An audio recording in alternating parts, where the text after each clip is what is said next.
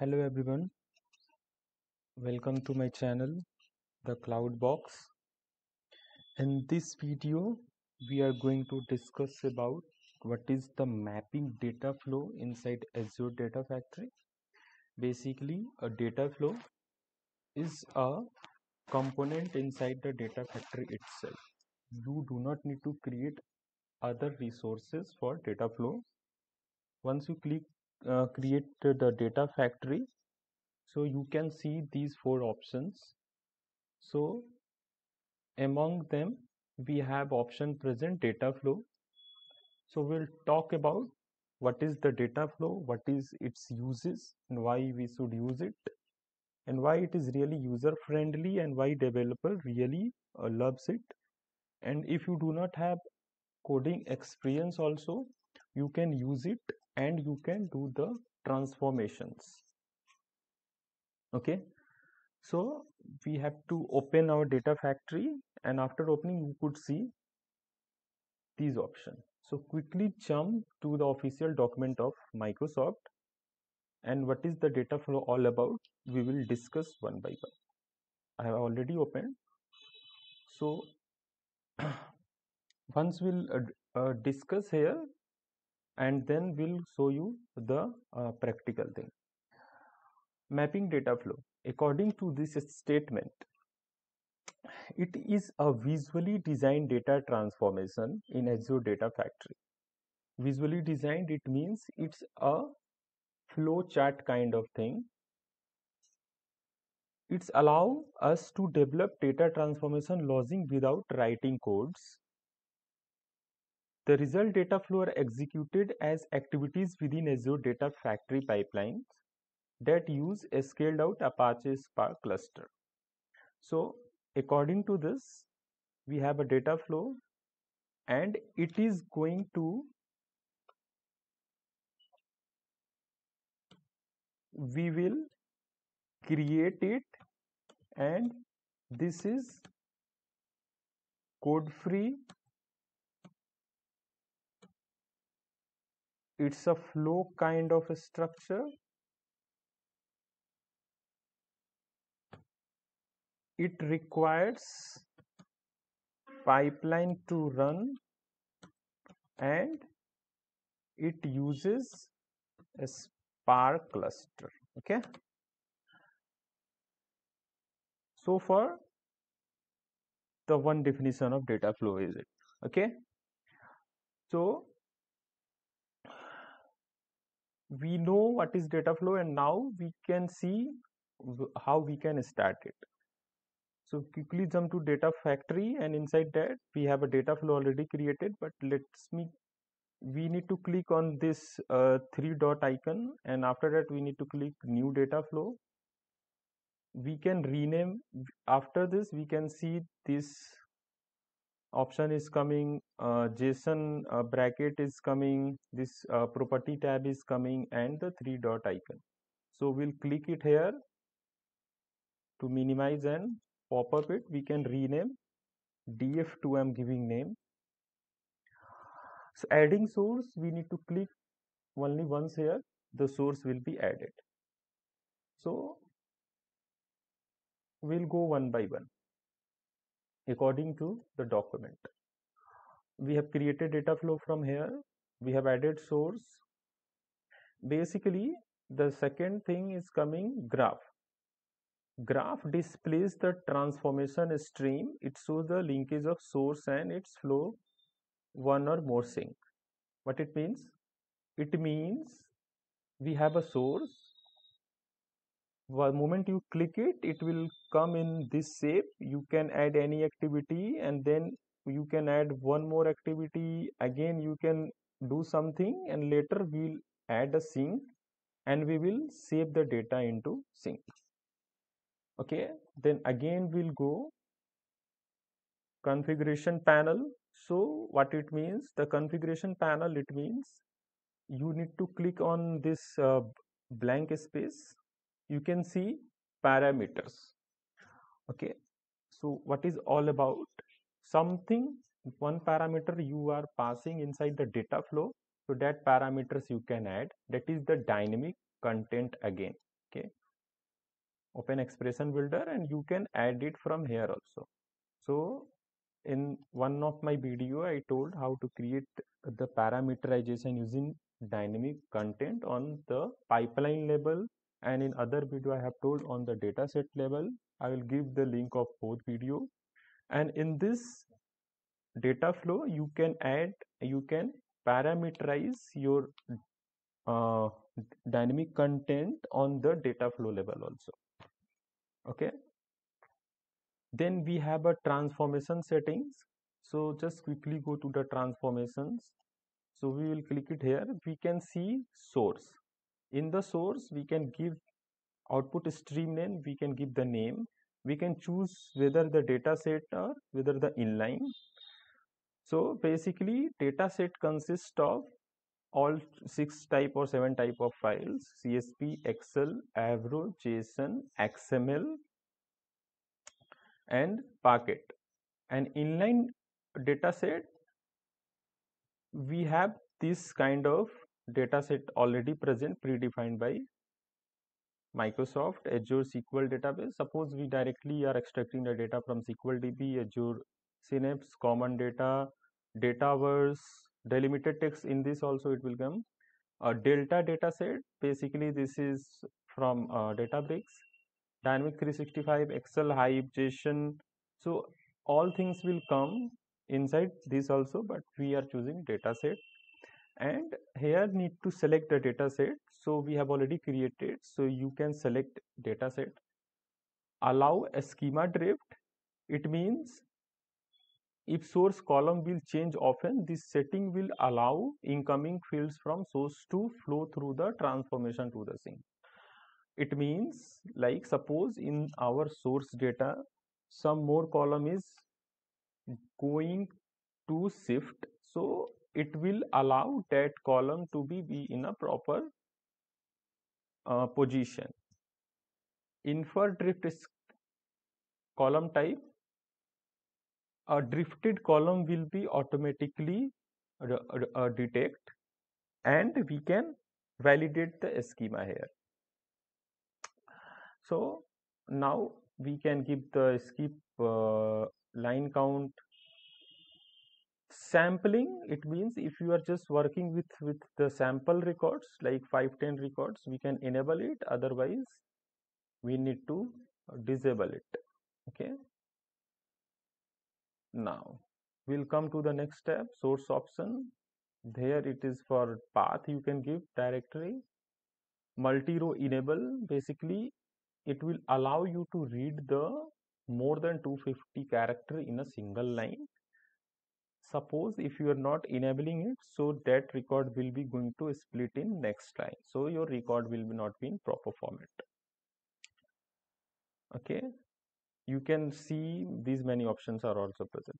Projection, I told you in the last video what is this. So for doing production we need to enable this data flow debug mode.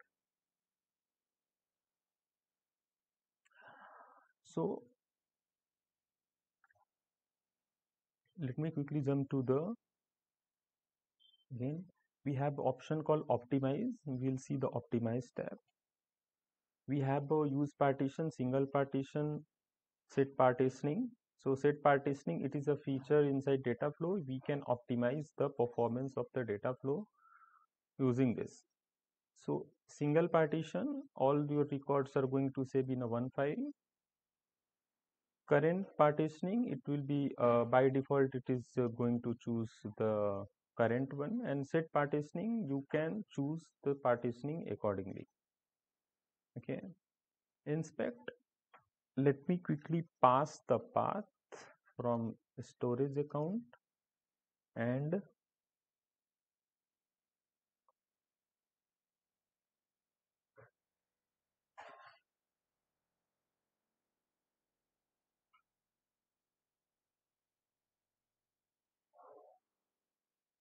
okay, so we have a main. Inside main we have one file. Inside landing we have a file present, order.csv.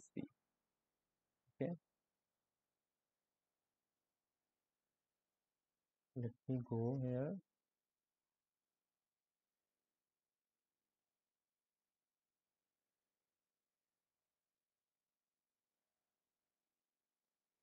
We have file system main. Inside that we have a landing. Just click it and just go on import projection.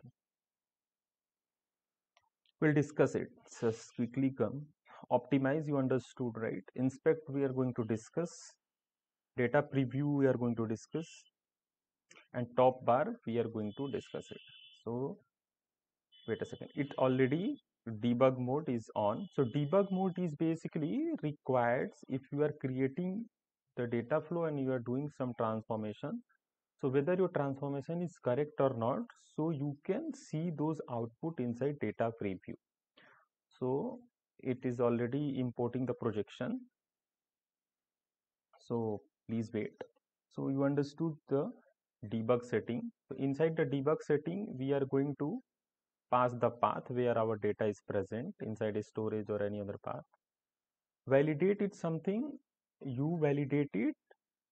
If everything is correct, so this validation will be passed. But you can see these, I have not added anything, so it will not allow us to validate it successfully.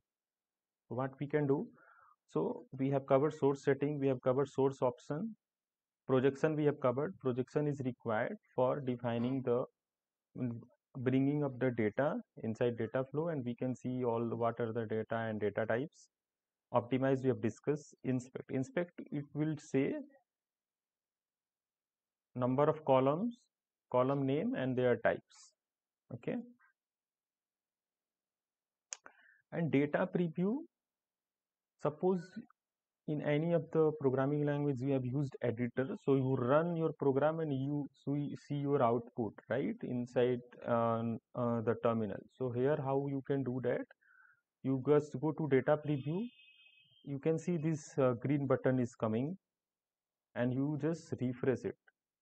So if you refresh it, you can see this page is going to start loading and it will say fetching data, and you can see your records from here. And also if you want to extract those records, so just go and extract it from here. Okay, export to CSV and your file will be came in CSV format. So far we have good. So this was the basic high level overview of data flow, and we have discussed the data flow, data preview mode, right? And we want to discuss the top bar. Okay. So the top bar is basically, this is talking about this thing. If you want to see, I just told you this is a flow kind of a structure, but behind the scene it is creating the code for you. You are not writing that code.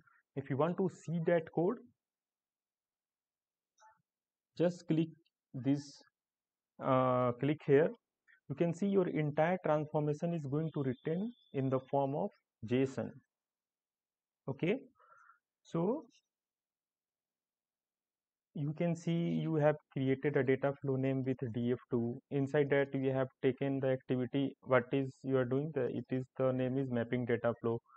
Inside that you have choosing a data flow, a data set which is a CSV type, and then you have taken a source, then you have taken a sink, here you have taken a derived column, exist transformation, right? These things we have taken. Here also you click it, so it will be come inside a code format only. Okay, and here, and if you will click on the properties tab, so you can rename your data flow, right? So you have created till this. Okay, now if I just disable this data flow debug mode, you can see you cannot see the data preview, and the green that option gone away from here. So you again need to click it, enable it. You can choose the integration runtime. I haven't discussed integration runtime. Soon I'll going to cover it. Till the time you can choose at what time this debug mode you want to keep active. Okay. Now, if you have completed till sync, you came and see your data preview is looking as per your expectation. So you are going to create a pipeline, yeah, like this. And here you will take a data flow from here. Suppose you will going to search data flow. You will bring here. Inside that you will select that data flow TF2 which we have created, and we will give the path, and we are going to run it. You can run it by two ways: add trigger now, and you can click on debug mode and it will going to run. So make sure you publish all the changes, then after only run, otherwise your change will not going to save. So I hope you are able to understand the very high level overview of data flow. What is data flow, why we should use it, and why it is really good to do if you are just want to do the execution of your transformation fast. I mean fast in the sense you just want to deliver a project very soon without code, and this will really require to save your time. You do not need to write 1,000 line of code and do not need to do the unit testing. This will reduce the effort of unit testing, and this is a bug free because the code quality will be not there. Behind the scene Microsoft will do everything for you. So I hope this is a good video to starting the data flow. Thank you so much for watching this video. All the best.